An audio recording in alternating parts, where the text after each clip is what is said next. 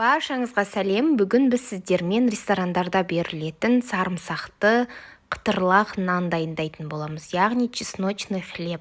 Олай болса, бізге керегі 82,5% таза өте дәмді май қажет. Майдалап туралған чеснок қажет, және чеснокты алып майға қосамыз. Содан соң кинза пышақтың көмегімен жақсылап майдалап турап аламыз.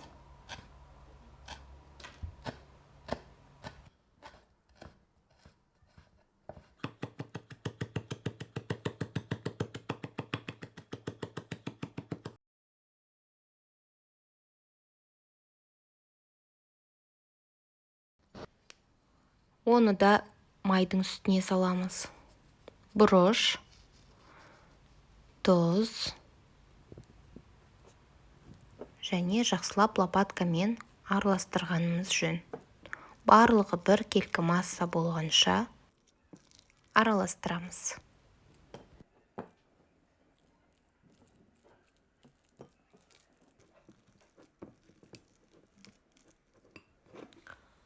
Майлы массамыз дайын болған соң, багет нанын видеода көрсетілгендей етіп тураймыз.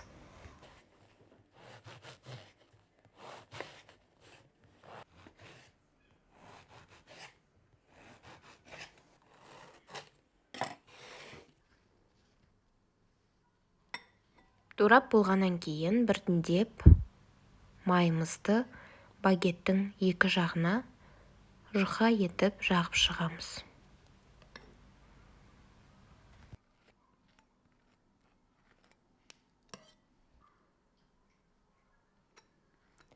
Майымызды нанға жағып болғаннан кейін противеньге пергамент төсеп, дайын нандарды рет-ретімен қоя береміз.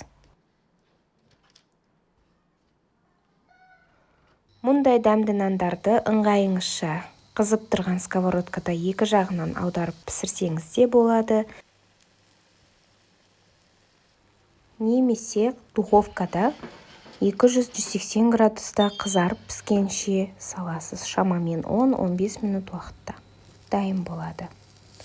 Мінекей біздің сковородкаға пісірген нандарымыздың екінші жағына аударып салып жатырмыз.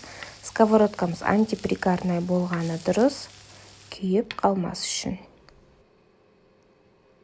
Мінекей біздің нандарымыз дайын болды, сковородкада пісірілген. Әдемілеп тарелкаға қойып, кез келген тамақтың қасына ұсынуға болады. Нанның тамаша иісі барлық ас үйді алып жатыр, мұрынды жарып барады.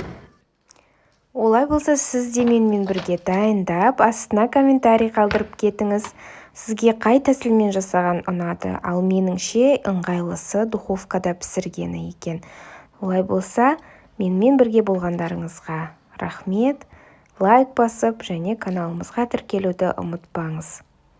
Ас болсын. Өте дәмді.